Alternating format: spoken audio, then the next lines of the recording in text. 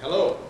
A couple of months ago, we interviewed Adriaan de Hoog, who spoke to us about his experience in writing a novel, publishing it, getting it published, and promoting it himself. This was based on his experiences in foreign affairs. Just this past autumn, Adriaan has come out with a second book called Borderless Deceit. Today we have with us Gar Party, who was a former colleague of Adriaan's in the Department of Foreign Affairs. Gar was Director General of Consular Affairs for many years. Gar has actually read the book, and he's done a review of it already for the diplomatic magazine Bout de Papier, and so Gar has offered today to discuss a little bit the book. Gar, tell us something about Adriaan's latest book.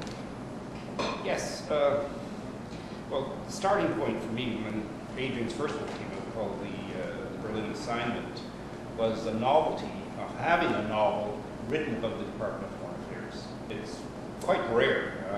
I've done a little bit of research on this, and I can only find one other book that sort of deals with foreign affairs and its people in a novel format. Adriaan now with two books about the department is quite unique, and as you read the literature internationally, there's most of the books about foreign affairs or State Departments or places like that. Most of the books are about spies and that kind of thing. There is nothing really detailed in terms of characterization.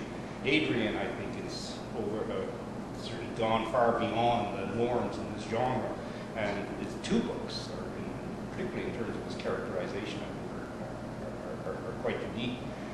At the same time, both books, and more so on Borderless Deceit, definitely more so than the earlier one, there's a very high level of satire, very subtle satire in both books in terms of the characterization and the situations that he describes.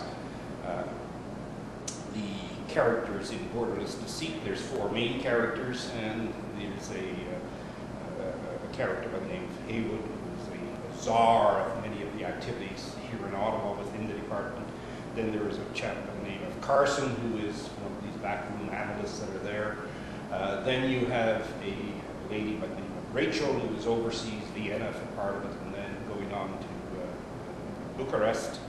And then there is a very unique character by the name of Jamie that is brought into the book, and she is one of these computer whizzes, because central to the book, of course, the central event that takes place is the complete collapse of the communications and computer systems of foreign affairs, occasioned by a virus that is sent into the system by, I'm not giving away much of a secret here, the virus was introduced into our system by somebody who is turned down, I think is in Transylvania is where this man is living, of all places.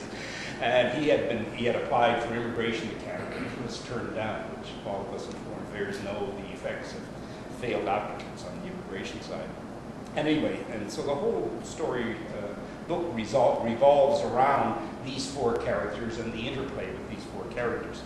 All four of them are come through the story, and I won't tell you anything about the ending. The ending is quite a very clever one that Adriaan has developed here, and I think it's quite a surprise ending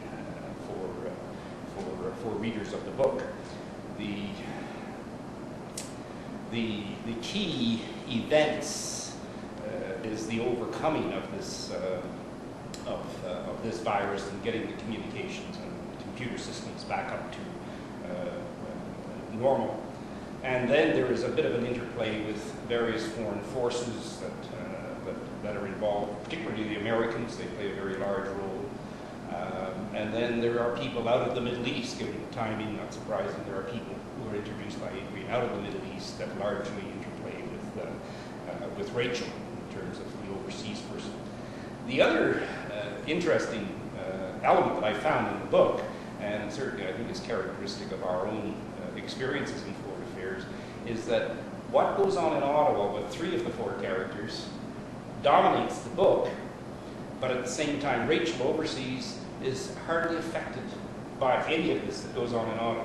And so in terms of the development of that story, it pretty much, I think, for all of us, it's true to life. I mean, when you're in the field, what happens in Ottawa is not very significant. And Adriaan has developed this, I think, in a very, very expert way. The other element I think is in the book, and it's worth talking about, is there's a fair bit of travel, given it's about foreign service officers. There's a fair bit of travel that is talked about in the book. And there are two visits, largely involving Rachel and Carson, or Rachel in one instance and Carson and Rachel in another. The visits to Kenya by Rachel and some of the characters from the Middle East, and then another visit to Costa Rica by Rachel.